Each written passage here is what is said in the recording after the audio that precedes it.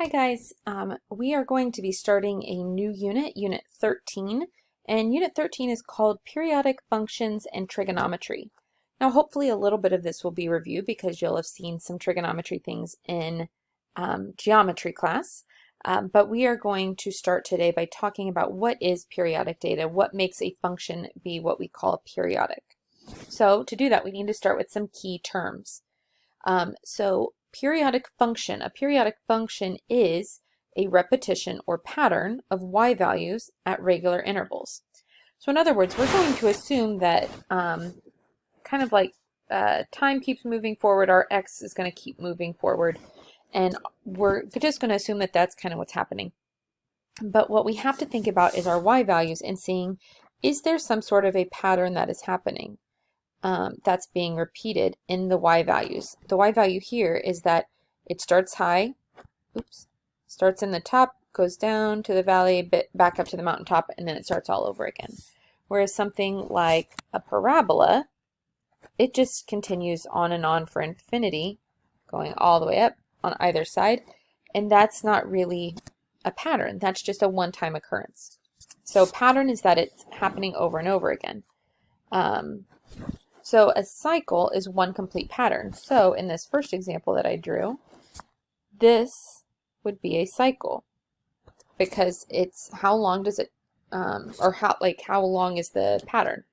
And then the period is the horizontal length. So how many x values, or how long does it take for this cycle to repeat and to start over? And the amplitude, in words, it's half the difference between the maximum and minimum values. If you want to look at it as a function, we're doing 1/2 times the maximum minus the minimum. And we'll talk about that in a minute. So let's start by determining if things are periodic or not. So to look at if it's periodic, I have to see, is there a pattern happening? And really for both of these, you could make a case that there is a pattern, but not both of these are periodic. That was a poorly grammatical sentence, but that's okay. Both of these are not periodic. That's better. So if I start here and I trace this,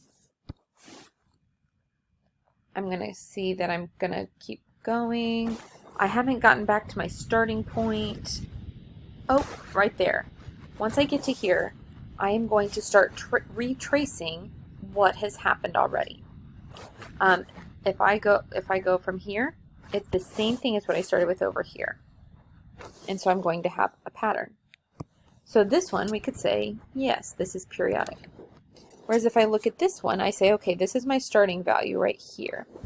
How long does it take me to get back to the start of this pattern? And so if I trace it, I'm going up over the hill and then down. This one actually goes below where I started. So I haven't gotten back to my starting point yet. And then it goes back up, but it doesn't go as high as I went before. Really, there's not a true pattern happening in my y values. So I am going to say this is not periodic. There has to be a very systematic pattern happening, particularly in terms of the y values. The y values are not repeating here. If I were to chart it as what the y values are, I'd have like -1, this is -1.5, then we have 0, then we have, that was supposed to be a 3. If I keep going, there's no pattern. It doesn't ever come back to -1 and start over again. So no, this is not periodic. This one, since it is periodic, we can find the period. So the period is saying how long does it take for one cycle to repeat.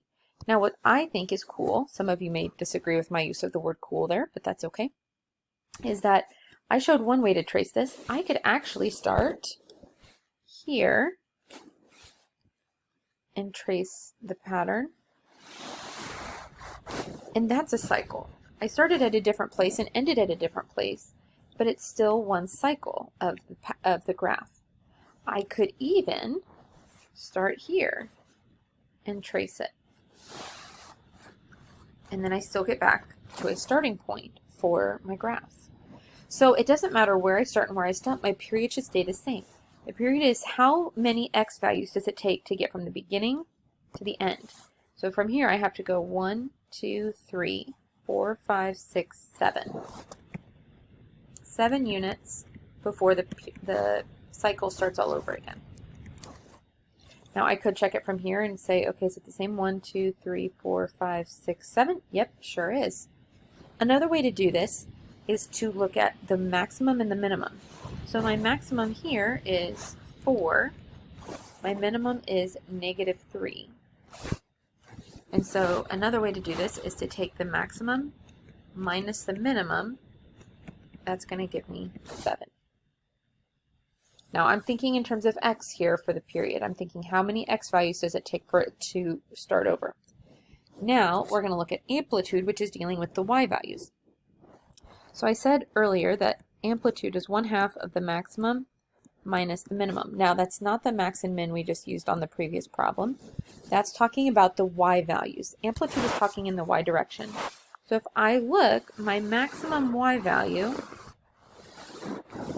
is at 2. My minimum y value is at -2.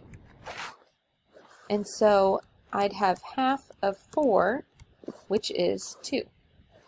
Now, if I think about it this way, my midline is here at 0. And the amplitude is saying how far away is the maximum from that midline, how far away is the minimum from that midline. And they both have a distance of 2. Amplitude should always be positive because we are always doing the maximum minus the minimum, and it's a distance thing. So when we do distance, we're saying, okay, it's 2 units away. It's 2 units away. We don't say it's -2 away. So we are going to say that it's always positive. All right. And that's all I've got for you. So page 713 to 714, numbers 4 through 13. I'm even going to go ahead and do the first one because I just want to make sure that we're understanding the difference between if something is periodic or not. So if I forgive my sketching, it's not going to be perfect. The book is going to look a lot better. But the first one looks something like this. And the gut instinct might be to say, oh, there's a pattern, because you can't see me, but I'm tilting my head a little bit to the right, and I'm like, yeah, I can see a pattern. And I'm looking at it as if it was graphed like this. And again, I know that that's not perfect, but I can see a clear pattern there. I'm coming back to my maximum and my minimum values. Whereas here, if I think about this graph, this is my starting point. And I'd be saying, to make it periodic, I'd be saying, okay, how long does this pattern here repeat until it comes back to that point? If it was like this, I could say, oh, it goes like that and it repeats. It goes like that and it repeats. Here, this just keeps winding its way down and down and down and down and down. It never comes back up to that point. If it was doing something like this, I can't do that very well, and then it was starting over, don't judge my drawing, please. Then I could make an argument for, yeah, that's periodic. It's a weird looking function, but it works. But this one never comes back up to that starting point. So there is not, this one would not be periodic.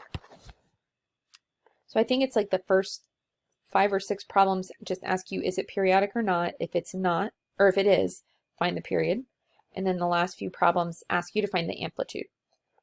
I will be happy to answer any questions that you have. Just let me know what you've got. And yeah, thanks guys.